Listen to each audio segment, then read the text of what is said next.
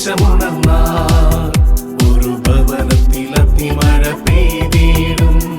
പരിശുദ്ധാത്മാവേ കൃപ ചൊരിയണമേ, പരിശുദ്ധാത്മാവേ ശക്തി പകരണമേ. എന്റെ പ്രിയപ്പെട്ട ദൈവജനമേ, രണ്ട് കരങ്ങൾ സ്വർഗത്തിലേക്ക് ഉയർത്തിപ്പിടിച്ച് ത്യാഗപൂർവം ഒന്ന് ഉയർത്തിപ്പിടിച്ച് തലയ്ക്ക് മുകളിൽ ആ കരങ്ങളൊന്ന് ഉയർത്തിപ്പിടിച്ച് എന്നിട്ട് അധരം തുറന്ന് നീയൊന്ന് പറഞ്ഞ്, ദൈവമേ അങ്ങനെ ഓർമ്മിച്ചിരിക്കുന്നു, ദൈവമേ അങ്ങനെ ഓർമ്മിച്ചിരിക്കുന്നു. നീ ഇത് പറയുമ്പോൾ നിന്റെ ചുറ്റുവട്ടത്തേക്ക് കർത്താവിന്റെ കൃപയൊഴുകും. നീ കുഴിയിൽ കിടക്കുന്ന ദാനിയേൽ പ്രാർത്ഥിച്ച പ്രാർത്ഥന നീ പ്രാർത്ഥിക്കുമ്പോൾ നിന്റെ ജീവിതത്തിന്റെ കുഴിയിൽ നിന്നെ രക്ഷിക്കാൻ സ്വർഗത്തിന്റെ ശക്തി ഒഴുകും. നിന്റെ കുഴിയിൽ കിടക്കുന്ന അവസ്ഥയ്ക്കൊരു മാറ്റം വരും. നിന്റെ ജീവിതത്തിന്റെ തകർന്നടിഞ്ഞ വഴികൾക്ക് കർത്താവ് ഒരു വഴി തുറക്കും.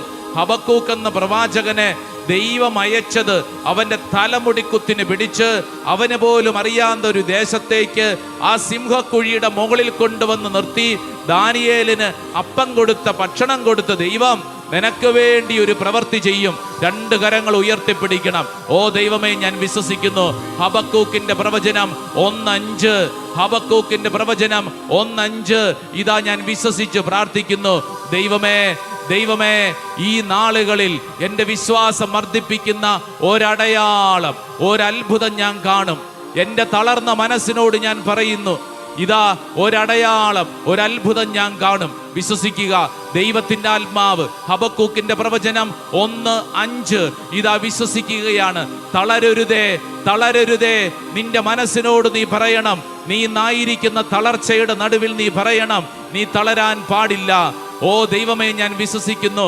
ജനതകളുടെ ഇടയിലേക്ക് നോക്കി നിങ്ങൾ വിസ്മയഭരിതരാകുവിൻ. പറഞ്ഞാൽ വിശ്വസിക്കാനാവാത്ത ഒരു കാര്യം നിന്റെ ദൈവം നിനക്ക് വേണ്ടി ചെയ്യും. കരങ്ങൾ ഉയർത്തി ഈശോയേ എന്നൊന്ന് വിളിച്ചേ, എല്ലാവരും ഒന്ന് വിളിച്ചേ. ഓ ദൈവമേ, ഞാൻ വിശ്വസിക്കുന്നു. ഈ ശുശ്രൂഷ സമയത്ത് വിളിക്കുന്നു, വിശ്വസിച്ച് പ്രാർത്ഥിക്കുന്നു.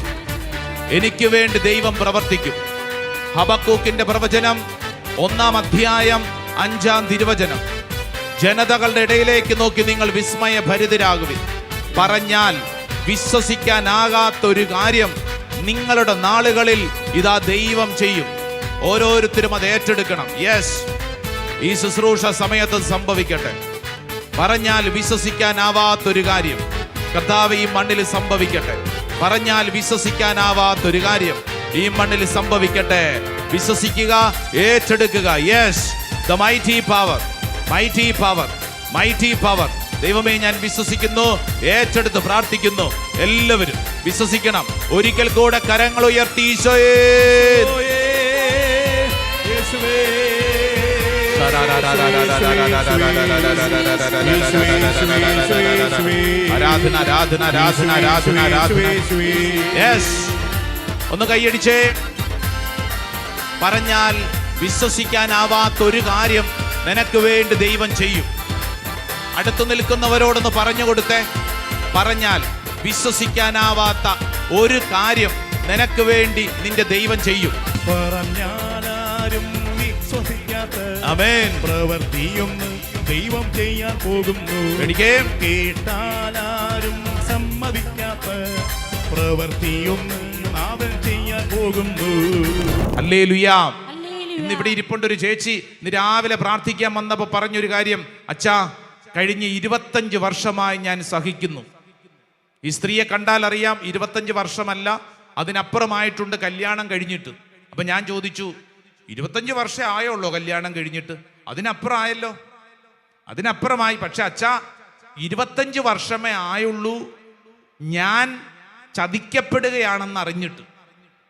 ഈ സ്ത്രീ പറയുക, ഇവിടെ ഇരിപ്പുണ്ട്. ആ സ്ത്രീ എന്നോട് പറഞ്ഞത്, അച്ഛാ, എൻ്റെ ഭർത്താവ് മറ്റു പല ബന്ധങ്ങളുമുണ്ട്, എൻ്റെ ഭർത്താവിന് ഇങ്ങനെ കുഴപ്പങ്ങളുണ്ട്. ഇത് ഞാൻ അറിഞ്ഞിട്ട് 25 വർഷമായി. 25 വർഷം. അപ്പം ഞാൻ ചോദിച്ചു, അപ്പം കുടുംബം എങ്ങനെ മുന്നോട്ട് നീങ്ങുന്നു? അച്ഛാ, എനിക്കൊരു കുഞ്ഞു ജോലിയുണ്ട്, കഷ്ടപ്പെട്ട് ഞാൻ എൻ്റെ മക്കളെയൊക്കെ വളർത്തി. അച്ഛാ, എൻ്റെ കഷ്ടപ്പാടിൻ്റെ മുകളിലാണ് എൻ്റെ കുഞ്ഞുങ്ങൾ വളർന്നത്. ഇന്നാ കുടുംബം നിലനിൽക്കുന്നത് അച്ഛാ ചതിക്കപ്പെട്ടു എന്നറിഞ്ഞിട്ടും, ശ്രദ്ധിച്ചു കേൾക്കണം, ചതിക്കപ്പെട്ടു എന്നറിഞ്ഞിട്ടും ഞാൻ ഇട്ടിട്ട് പോയില്ല അച്ഛാ. ചതിക്കപ്പെട്ടു എന്നറിഞ്ഞിട്ടും ഞാൻ ആ മനുഷ്യനെ ചവിട്ടി പുറത്താക്കിയില്ല. അയാൾ അധികം പണിയൊന്നും ഇല്ല, ഇച്ചിരി കൂലിവേലയ്ക്കൊക്കെ പോകും. പക്ഷെ ഞാൻ ഈ കുടുംബത്തെ ഇങ്ങനെ കൈപിടിച്ച് നടത്തുന്നത്, എൻ്റെ മക്കളുണ്ട്, ആ മക്കളോട് ഞാൻ എല്ലാ കാര്യങ്ങളൊന്നും പറഞ്ഞിട്ടില്ല. നിങ്ങളുടെ അപ്പൻ ഇങ്ങനെ ഒരു സ്വഭാവക്കാരനാണെന്ന് പറഞ്ഞ് അപ്പനെതിരാക്കി ഞാൻ മാറ്റിയിട്ടില്ല. അപ്പനെന്ന് പറഞ്ഞാൽ മക്കൾക്ക് ഇപ്പോഴും കാര്യമാണ്. എന്നാൽ ഈ അപ്പൻ്റെ ഈ സ്വഭാവ രീതികൾ ഞാൻ നേരിട്ട് കണ്ടതാ. കഴിഞ്ഞ 25 വർഷമായി അച്ഛാ ഞാനിങ്ങനെ സഹിച്ചുകൊണ്ടിരിക്കുന്നു. ഞാനിത് പറയുമ്പോൾ നിങ്ങളൊരു കാര്യം ഓർക്കണം, നിനക്ക് ഒരു വിളി ദൈവം തരുവാണ്. നിന്റെ മുമ്പിൽ 2 ഓപ്ഷനുണ്ട്. കയ്യടിയും ബഹളങ്ങളും മാത്രം നിലനിൽക്കുന്ന, നിന്റെ ഒരു സേഫ്റ്റി മാത്രം നോക്കുന്ന, നമ്മുടെ ഒരു സേഫ് കോർണർ മാത്രം നോക്കുന്ന ഒരു വശം. മറ്റൊന്നേതാ? വലിയ കഷ്ടപ്പാടാ. നിനക്ക് ചില കാര്യങ്ങൾ പുറത്തു പോലും പറയാൻ പറ്റാത്ത വണ്ണം, ഒരു മനുഷ്യനോട് പോലും പറയാൻ പറ്റാത്ത വണ്ണം ആ കുടുംബത്തിൽ ഇരുന്നുകൊണ്ട് നീ ഇങ്ങനെ വല്ലാണ്ട് വിഷമിക്കേണ്ടി വരും. നീ ആ വീടിന്റെ 4 ചുവരുകൾക്കുള്ളിൽ വല്ലാണ്ട് വിഷമിക്കേണ്ടി വരും. അങ്ങനെ വിഷമിക്കുന്നവരുണ്ടെന്ന്. ഞാനിപ്പോ പറഞ്ഞ സ്ത്രീ സ്വന്തം മക്കളോട് പോലും പറയാൻ പറ്റാത്ത വണ്ണം ഈ സ്ത്രീ അവിടെ കിടന്ന് ഉരുകുകയാണെന്നാ പറഞ്ഞു. ഉരുകയാണ്. 1-2 വർഷമായി, ഇത്രയും വർഷമായി ഞാനിങ്ങനെ കിടന്ന് ഉരുകുകയാണ്. ഈ ഉരുകുന്ന ഉരുകിലാണ് ആ വീട് നിലനിൽക്കുന്നത്. Hallelujah, hallelujah. എല്ലാവരും അവരവരുടെ സന്തോഷം, അവരവരുടെ സേഫ്റ്റി മാത്രം അന്വേഷിച്ച് പോയാൽ ഒരു കുടുംബം നിലനിൽക്കുമോ? നിങ്ങൾ ചിന്തിച്ച് നിലനിൽക്കുമോ? ഇല്ലെന്ന്. പ്രത്യേകിച്ച് ഇന്നത്തെ കാലഘട്ടത്തിൽ എല്ലാവരും ചിന്തിക്കുന്നത് എൻ്റെ സ്വാതന്ത്ര്യം, എൻ്റെ ഐഡന്റിറ്റി, എൻ്റെ സന്തോഷം, അതിന് വിലങ്ങുതടിയായിട്ട് ആര് വന്നാൽ എനിക്ക് താല്പര്യമില്ലെന്ന്. ഇവിടെ ഇരിക്കുന്ന അനേകരുടെ മക്കളുടെ ചില കാര്യങ്ങളൊക്കെ ചിന്തിക്കൂ. ഒരുപക്ഷെ വിദേശത്തോ സ്വദേശത്തൊക്കെയുള്ള നമ്മുടെ യങ്സ്റ്റേഴ്സ് കല്യാണം കഴിച്ചു കഴിഞ്ഞപ്പോൾ ചില ആറ്റിറ്റ്യൂഡ് കണ്ടില്ലേ? വിവാഹമോചനം എന്നൊക്കെ പറഞ്ഞു കഴിഞ്ഞാൽ അവർക്ക് വളരെ സിമ്പിളാ. അതിനിപ്പോ എന്താ വെച്ചാ, എൻ്റെ ആശയത്തോട് ചേർന്ന് പോകാൻ അവൾക്ക് പറ്റുന്നില്ല. ചെറുക്കൻ അഡ്വക്കേറ്റ് പറയുകയാണ്, അച്ഛാ എൻ്റെ ആശയങ്ങളോട് ചേർന്ന് പോകാൻ അവൾക്ക് പറ്റുന്നില്ല. അവൾക്ക് അവളുടെ വഴി, എനിക്ക് എൻ്റെ വഴി. ഇങ്ങനെ തുടങ്ങിയാൽ എങ്ങനെ ഒരു കുടുംബ ജീവിതം മുന്നോട്ട് നീങ്ങും? എങ്ങനെ ഒരു ജീവിതം മുന്നോട്ട് നീങ്ങും? നമ്മൾ ചിന്തിക്കൂ, എല്ലാം തികഞ്ഞവരാരെങ്കിലും ഉണ്ടോ? നിങ്ങൾ കല്യാണം കഴിച്ച് നിങ്ങളുടെ ജീവിത പങ്കാളി എല്ലാം തികഞ്ഞ ആളാണോ? നിങ്ങൾ പ്രതീക്ഷിച്ച അതേ ആശയം, അതേ പൊക്കം, അതേ വണ്ണം, അതേ സ്വഭാവം ആണോ? പൊക്കമെങ്കിലും അതുപോലും ഇല്ല. നമ്മൾ സ്വപ്നം കണ്ടത് വല്ലതും ആണോ? നിങ്ങൾ വിവാഹ ജീവിതത്തിന്റെ യാഥാർത്ഥ്യത്തിലേക്ക് ഇറങ്ങിയപ്പോഴാണ് മനസ്സിലായത് ഇത് വിചാരിച്ച പോലെയൊന്നുമല്ല. മറ്റത് സിനിമയിലെ അഭ്രപാളികൾ കണ്ട ഡാൻസും പാട്ടും ഒന്നുമല്ല ജീവിതം. ഇത് വളരെ പെയിൻഫുള്ളാണ്. പുറത്തിറങ്ങുമ്പോൾ നമ്മൾ ഇട്ടുകൊണ്ട് നടക്കുന്ന മേക്കപ്പാണോ വീട്ടിലുള്ളത്? അല്ലല്ലോ. അതാണ് ഒറിജിനല്. നമ്മൾ പുറത്തണിഞ്ഞ് നടക്കുന്ന ഇതൊരു മേക്കപ്പാണെന്ന്.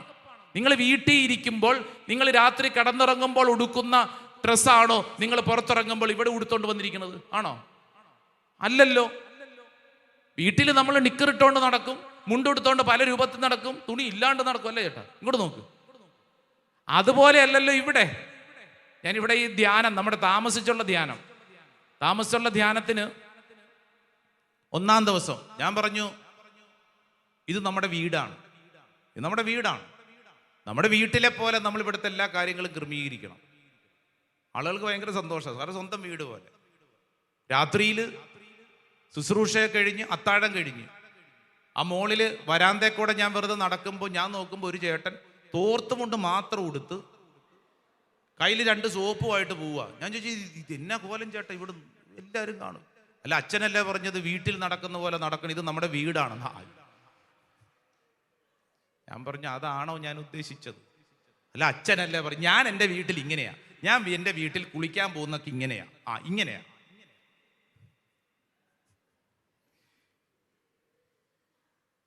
ഇങ്ങോട്ട് നോക്കിയാ, അത് നമ്മുടെ നമ്മൾ വീട്ടിൽ നടക്കുന്ന ഒരവസ്ഥയല്ലല്ലോ പുറത്തിറങ്ങുമ്പോൾ. വളരെ മാന്യമായിട്ട് ഇതാണ് ഒറിജിനൽ. ഇതല്ല ഒറിജിനൽ. ഇത് നമ്മൾ മനുഷ്യരുടെ മുമ്പിൽ കാണിക്കുന്നതിന് വേണ്ടി നമ്മൾ അണിയുന്ന ചില വസ്ത്രവിധാനങ്ങളും ചില മേക്കപ്പുകളും. This is not original. Original എന്ന് പറഞ്ഞ വീടിനുള്ളിലാണ്. ആ വീടിനുള്ളിൽ പച്ചയായ യാഥാർത്ഥ്യങ്ങൾക്ക് മുമ്പിൽ നമ്മൾ എന്തു ചെയ്യണമെന്നറിയാതെ വിഷമിക്കുമ്പോൾ നീ ഓർക്കേണ്ട കാര്യം, നീ ഒരു ക്രിസ്തുവിനെ സ്നേഹിക്കുന്ന വ്യക്തിയാണോ എങ്കിൽ നിന്റെ സേഫ്റ്റി, നിന്റെ സെക്യൂരിറ്റി, നിന്റെ സ്പേസ് എന്ന് പറഞ്ഞ് നീ എന്ന് പറയുന്ന കൊണ്ടു നടക്കുന്ന പല കാര്യങ്ങളും പൊട്ടിച്ചെറിയപ്പെടും. ഹല്ലേലൂയ. അങ്ങനെ ഒരു സാഹചര്യത്തെ അഭിമുഖീകരിക്കാൻ ബലം കിട്ടുന്ന സമയമാണ് ഈ നോമ്പ് കാലഘട്ടം. Hallelujah, hallelujah. ഇത് നമ്മൾ നമ്മുടെ പേഴ്സണാലിറ്റിയിൽ സ്വീകരിക്കണമെന്ന്. അതുകൊണ്ടാണ് യോഹന്നാൻ ശ്ലീഹ കൃത്യമായി രേഖപ്പെടുത്തിയിരിക്കുന്ന ഒരു വചനമുണ്ട്. 1 യോഹന്നാൻ 2-ാം അധ്യായം 2-ാം വചനം. 1 John chapter 2 verse 2 ഒന്ന് തുറന്നു വായിച്ചേ. 1 യോഹന്നാൻ 2:2 നല്ല വചനമാണ്, പഠിച്ചോണം കേട്ടോ. അവൻ നമ്മുടെ പാപങ്ങൾക്ക് പരിഹാര ബലിയാണ്. നമ്മുടെ മാത്രമല്ല ലോകം മുഴുവന്റെയും പാപങ്ങൾക്ക്. ഹല്ലേലൂയ. പലതരം ഉയർത്തി പറഞ്ഞേ, അവൻ നമ്മുടെ പാപങ്ങൾക്ക് പരിഹാര ബലിയാണ്. എന്ത് ബലി? പലഹാരമല്ല, പരിഹാരം. പരിഹാര ബലിയാണെന്ന് പറഞ്ഞേ, പരിഹാര ബലി. ഈശോ നമുക്ക് മുമ്പിൽ ഒരു പരിഹാര ബലിയായി കാണിച്ചു തരുമ്പോൾ നമ്മളോട് ഈശോ പറയാണ്, നീയും ഇതുപോലെ നിന്റെ കുടുംബത്തിന് വേണ്ടി ഒരു പരിഹാര ബലിയാവണം എന്ന് പറഞ്ഞാൽ കുരിശെടുക്കണമെന്ന്. എന്ന് പറഞ്ഞു കഴിഞ്ഞാൽ നീ മറ്റുള്ളവരുടെ മുമ്പിൽ നിന്ദിക്കപ്പെടും, മറ്റുള്ളവരുടെ മുമ്പിൽ അപമാനിക്കപ്പെടും. നിനക്ക് ചില സമയത്ത് തോന്നും, എന്തിനാ ഇത്രയും ഞാൻ സ്നേഹിച്ചത്, എന്തിനാ ഇത്രയും ഞാൻ നന്മ ചെയ്തത്, ഞാൻ ഈ ചെയ്തതെല്ലാം മണ്ടത്തരമായോ എന്ന് തോന്നും. ചില സമയത്ത് തോന്നും. അങ്ങനെ തോന്നിയിട്ടുള്ള ഒത്തിരി പേര് ഇവിടെ ഇരിപ്പുണ്ട്. Hallelujah, hallelujah. എൻ്റെ ഒരു ആയുസ് ഞാൻ വെറുതെ ആക്കിയോ? ഇയാൾക്ക് വേണ്ടി ഞാൻ ജീവിച്ച്, ഈ മക്കൾക്ക് വേണ്ടി ജീവിച്ച്, എൻ്റെ ഒരു ആയുസ് മുഴുവൻ ഞാൻ വെറുതെ ആക്കിയോ എന്ന് നിനക്ക് തോന്നും. സ്നേഹിച്ചത് മണ്ടത്തരമായോ എന്ന് തോന്നും. എന്നാൽ നീ ഓർക്കണം, ആ തോന്നലിനപ്പുറത്തേക്കൊരു യാഥാർത്ഥ്യമുണ്ട്. എന്തെന്നറിയോ? അങ്ങനെ നീ കടന്നു പോകുന്നത് കൊണ്ടാണ് നീ മറ്റൊരു ക്രിസ്തുവായി മാറുന്നത്. ഹല്ലേലൂയ. കയ്യടിയും ആരവങ്ങളും സ്തുതിയും പുകഴ്ചയും കിട്ടുന്നതിലല്ല, മറിച്ച് നീ ഞെരുങ്ങുമ്പോൾ, അവഗണിക്കപ്പെടുമ്പോൾ, ഒറ്റയ്ക്കിരുന്ന് കരയേണ്ടി വരുമ്പോൾ നീ ഓർത്തുകൊള്ളണം, ഇതുപോലെ നിനക്ക് മുമ്പേ ഒരുവൻ കടന്നു പോയിട്ടുണ്ട്. ആര്? ഈശോ. ഈശോ ഒറ്റപ്പെട്ടത് തിന്മ ചെയ്തിട്ടാണോ? അല്ലല്ലോ. ഈശോ കുരിശേൽ കയറിയത് ആരെങ്കിലും ദ്രോഹിച്ചിട്ടാണോ? അല്ലല്ലോ. ഈശോ കുരിശേ കയറിയത്, നിന്ദിക്കപ്പെട്ടത്, അവമാനിക്കപ്പെട്ടത്, മറ്റുള്ളവരുടെ ചവിട്ടും തുപ്പും ഏൽക്കേണ്ടി വന്നത് തിന്മ ചെയ്തിട്ടല്ല, നന്മ ചെയ്തിട്ടാണ്. ഹല്ലേലൂയ. നിനക്ക് അതുപോലെ യേശുവാകാനുള്ള ഒരു വിളിയാണ്. ഏത്?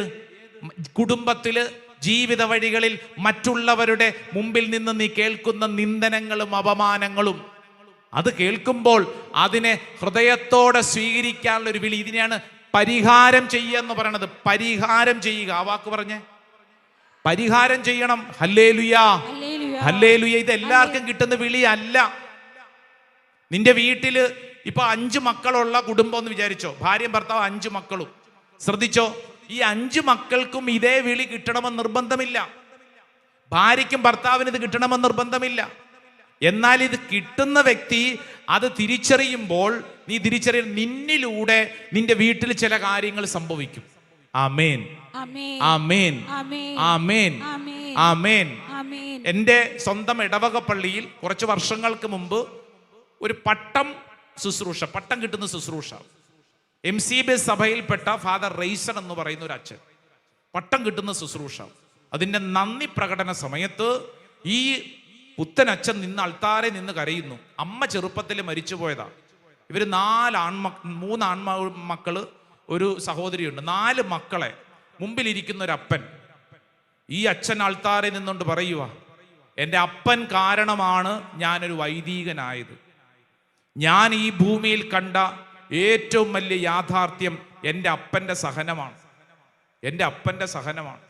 അതായത് ഈ ഇളയ കുട്ടി, ഈ അൾത്താരി നീക്കുന്ന ഈ റെയ്സൺ എന്ന് പറയുന്ന ഈ അച്ഛൻ ജനിച്ച് അധിക നാൾ കഴിയുന്നതിന് മുമ്പേ അമ്മ മരിച്ചു.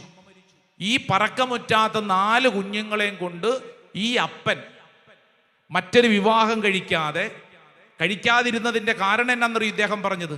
ഇനി മറ്റൊരു വ്യക്തി ഈ കുടുംബത്തിലോട്ട് വന്നാൽ എൻ്റെ മക്കളെ ഒരു പക്ഷേ ഞാൻ ഉദ്ദേശിക്കുന്ന രീതിയിൽ വളർത്താൻ പറ്റിയില്ലെങ്കിലോ, അതുകൊണ്ട് ഞാൻ എൻ്റെ മക്കൾക്ക് വേണ്ടി, അദ്ദേഹം എടുത്തൊരു തീരുമാനം, എൻ്റെ മക്കൾക്ക് വേണ്ടി എൻ്റെ ജീവിതത്തിൽ ഞാൻ അനുഭവിക്കേണ്ട പല സുഖ സൗകര്യങ്ങളും ഞാൻ മാറ്റിവെക്കുന്നു. അയാളുടെ നല്ല പ്രായം മുഴുവൻ ഈ മക്കൾക്ക് വേണ്ടി മാറ്റിവെച്ച് ഈ മക്കളെ വളർത്തി വലുതാക്കി.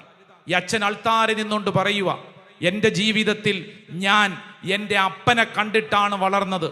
എൻ്റെ അപ്പൻ്റെ സഹനത്തിൻ്റെ ഉത്തരമാണ് ഞാനെന്ന വൈദികൻ. നന്നായിട്ടൊന്ന് കൈയടിച്ച് ഈശോയ്ക്ക് നന്ദി പറഞ്ഞേ. ഹല്ലേലൂയാ, ഹല്ലേലൂയാ. ഇത് ഞാൻ ഒറ്റപ്പെട്ട ഉത്തരമല്ല. ഇവിടെ ഇരുന്നു കൊണ്ട് ഈ ശുശ്രൂഷയിൽ പങ്കെടുക്കുന്ന നിങ്ങളുടെ ഉള്ളിലൊക്കെ ഇതുപോലെ പറയാൻ ഇഷ്ടം പോലെ സംഭവങ്ങളുണ്ട്. ഒരു വീട് നിലനിൽക്കണമെങ്കിൽ ആ വീട്ടിൽ ആരെങ്കിലും ഇതുപോലെ ഉരുകാൻ, ആരെങ്കിലും ഇതുപോലെ പാപപരിഹാരം ചെയ്യാൻ ഉണ്ടായിരിക്കണം. അങ്ങനെ ഉണ്ടെങ്കിലേ ആ വീട് നിലനിൽക്കുകയുള്ളൂ. സ്വരത്തിൽ പറഞ്ഞ ഹല്ലേലൂയാ, ഹല്ലേലൂയാ, ഹല്ലേലൂയാ. മദ്യപാനിയായ ഭർത്താവിനെയും കൊണ്ട് ഈ ആശ്രമത്തിന്റെ മുമ്പിൽ നിന്നുകൊണ്ട് കരഞ്ഞ ഭാര്യയെ എനിക്ക് നന്നായിട്ടറിയാം. ഈ ആശ്രമത്തിന്റെ മുമ്പിൽ താമസിച്ചുള്ള ധ്യാനത്തിന് കൊണ്ടുവന്ന് നിന്ന് ഈ ഭാര്യ കരയുന്നു. ഭർത്താവ് കുടിച്ചും അങ്ങേയറ്റ ഒരു അബോധാവസ്ഥയിൽ. ഈ സ്ത്രീ കടന്നു പോകുന്ന ഒരു അപമാനമുണ്ട്, നിങ്ങൾക്ക് മനസ്സിലാവുമല്ലോ. പ്രത്യേകിച്ച് മദ്യപാനികളുടെ കുടുംബങ്ങളിലുള്ളവർക്ക് ഞാൻ ഈ പറയുന്നത് നന്നായിട്ട് മനസ്സിലാവും. ഇവിടെ ഈ ധ്യാനിക്കാൻ വരുന്ന സകലരും ഈ സ്ത്രീയെ നോക്കി സഹതാപത്തോടെ പോകുന്നുണ്ട്. ഇതൊരു സ്ത്രീയല്ലേ? ഈ സ്ത്രീ കടന്നു പോകുന്നൊരു സങ്കടമുണ്ട്, അപമാനമുണ്ട്. നാട്ടുകാരുടെ മുമ്പിൽ വല്ലാണ്ട് ഭാരപ്പെടുന്നുണ്ട്. ഒരു ജീവിതത്തിന്റെ നല്ലത് മുഴുവൻ ഈ മനുഷ്യനെ കൊണ്ട് നടക്കേണ്ട വല്ല ആവശ്യമുണ്ടോ? എന്നാൽ ആ സ്ത്രീയോട് ഞാൻ വ്യക്തിപരമായിട്ട് സംസാരിച്ചപ്പോൾ പറഞ്ഞത്, അച്ഛാ, ഇതെന്റെ കയ്യിൽ കർത്താവ് തന്നൊരു സമ്മാനമാണ്. ഈ സമ്മാനത്തിന് വേണ്ടി ഞാൻ അങ്ങേയറ്റം ത്യാഗമെടുത്ത് പ്രാർത്ഥിക്കും. പ്രൈസ് ദി ലോർഡ്, ഹല്ലേലൂയാ, ഹല്ലേലൂയാ. ഇനി ഒരു നല്ല കാര്യം കൂടെ പറയാം. ആ മനുഷ്യനെയും കൊണ്ട് അങ്ങനെ പലതവണ ഈ മണ്ണിൽ വന്ന് കണ്ണുനീരോടെ പ്രാർത്ഥിച്ചതിന്റെ ഫലമാണ് കഴിഞ്ഞ 1.5 വർഷമായിട്ട് ആ മനുഷ്യൻ മദ്യപിച്ചിട്ടില്ല. നല്ല കയ്യടി കർത്താവ് ഈശോയ്ക്ക് കൊടുത്തേ. ഹല്ലേലൂയാ, ഹല്ലേലൂയാ. ഞാനിത് പറയുമ്പോൾ ഇവിടെ എവിടെയെങ്കിലും ആ ശുശ്രൂഷയിൽ പങ്കെടുക്കാൻ ആ സഹോദരൻ ഉണ്ടാവുമെന്ന് ഞാൻ വിശ്വസിക്കുകയാണ്.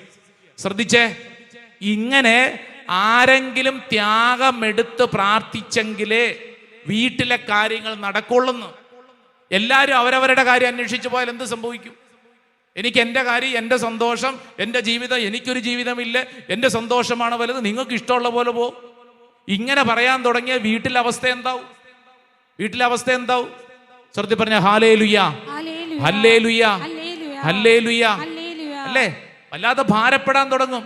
നീ ഒരു പരിഹാര ബലിയാവണമെന്ന്.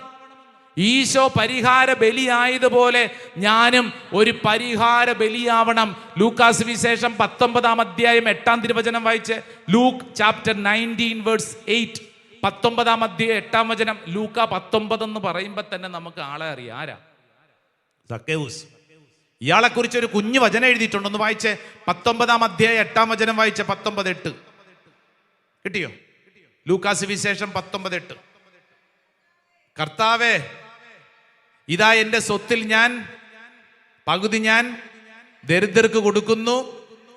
ആരുടെയെങ്കിലും വക വഞ്ചിച്ചെടുത്തിട്ടുണ്ടെങ്കിൽ 4 ഇരട്ടിയായി തിരിച്ചു കൊടുക്കുന്നു. ബൈബിൾ വചനം പറയുന്നത് സക്കേവൂസ് എഴുന്നേറ്റ് നിന്നു.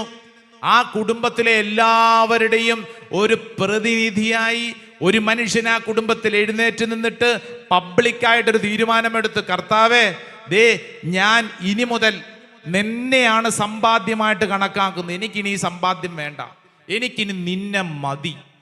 എപ്പോഴാണോ ആ കുടുംബത്തിൽ ഒരു വ്യക്തി തീരുമാനമെടുത്തത്, നെക്സ്റ്റ് സെന്റൻസ് ഒന്ന് വായിച്ചു നോക്കിയേ. 9-ാം വചനം വായിച്ചേ. യേശു അവനോട് പറഞ്ഞു, ഇന്ന് ഈ ഭവനത്തിന് രക്ഷ ലഭിച്ചിരിക്കുന്നു. ഇവനും അബ്രാഹത്തിന്റെ പുത്രനാണ്. ഹല്ലേലൂയാ. ഇങ്ങോട്ട് നോക്കിക്കേ, എപ്പോഴാണ് ആ കുടുംബത്തിന് രക്ഷ കിട്ടിയത്? ആ കുടുംബത്തിലെ ഒരംഗം യേശുവാണ് സമ്പാദ്യമെന്ന് വിളിച്ചു പറഞ്ഞ് പബ്ലിക്കായി തീരുമാനമെടുത്ത് പ്രഖ്യാപിച്ചപ്പോൾ ബൈബിൾ വചനം പറയുന്നു ആ കുടുംബം മുഴുവൻ രക്ഷപ്പെട്ടു. ഇവിടെ നിങ്ങൾ ഇരിക്കുമ്പോൾ നിങ്ങൾ ശ്രദ്ധിക്കുക, നിങ്ങളുടെ വീട്ടിൽ എല്ലാവരും ഇവിടെ ഉണ്ടാവണം നിർബന്ധമില്ല. ചിലർ വിളിച്ചു വന്നിട്ടില്ല, ചിലർക്ക് ഇത് ഇഷ്ടമല്ല. രാവിലെ ഇങ്ങോട്ട് പോന്നപ്പോൾ യുദ്ധം കഴിഞ്ഞ് വന്നവരൊക്കെ ഇവിടെ ഇരിപ്പുണ്ടാവും. വേറെ പണിയൊന്നുമില്ല, ഇതെന്തിനാ ഇങ്ങനെ നടക്കുന്നത്, ഇത്രയും നാളും പ്രാർത്ഥിച്ചിട്ട് എന്ത് കിട്ടി? കേട്ടില്ലേ? ഇഷ്ടം പോലെ ചോദ്യങ്ങളെ നിങ്ങൾ നേരിട്ടിട്ട് ഇവിടെ വന്നിരിക്കുന്നു. നിങ്ങൾ ഓർക്കണം, ഇവിടെ വന്നിരുന്ന് കണ്ണുനീരോടെ ഈശോയെ എന്നൊക്കെ പ്രാർത്ഥിക്കുന്നതിന്റെ ബലമാണ് നിന്റെ വീട് നിലനിൽക്കുന്നത്. ഹല്ലേലൂയാ, ഹല്ലേലൂയാ. ഇത് നമ്മൾ നെഞ്ചിനുള്ളിൽ ഉറപ്പിച്ചേക്കണം. ഇല്ലെങ്കിൽ എന്നാ പറ്റുമെന്നറിയോ? ആരെങ്കിലും ഒരു വാക്ക് പറഞ്ഞാൽ മതി, പിന്നെ നിന്റെ പ്രാർത്ഥനാ ജീവിതം നീ നിർത്തിക്കളയും. നീ എന്തിനാ ഇങ്ങനെ പോണേ? അത് ശരി, ഞാൻ എന്തിനാ ഇങ്ങനെ പോണേ? ഞാനിങ്ങനെ പോയിട്ട് എന്നാ ഗുണം? ആരെങ്കിലും പറയുന്നൊരു വാക്കിന്റെ മുമ്പിൽ നിന്റെ ജീവിതം നിനക്ക് കളയാതിരിക്കണമെങ്കിൽ നിന്റെ നെഞ്ചിനുള്ളിൽ നിനക്ക് കൃത്യത ബോധ്യം ഉണ്ടാവണം. ഇല്ലെങ്കിൽ എന്നാ പറ്റും? പെട്ടെന്ന് വീണുപോകും. നീ ഓർക്കണം, ഞാൻ ഇങ്ങനെ പ്രാർത്ഥിക്കുന്നതിൻ്റെയൊക്കെ മിച്ചമാണ് എൻ്റെ വീട്.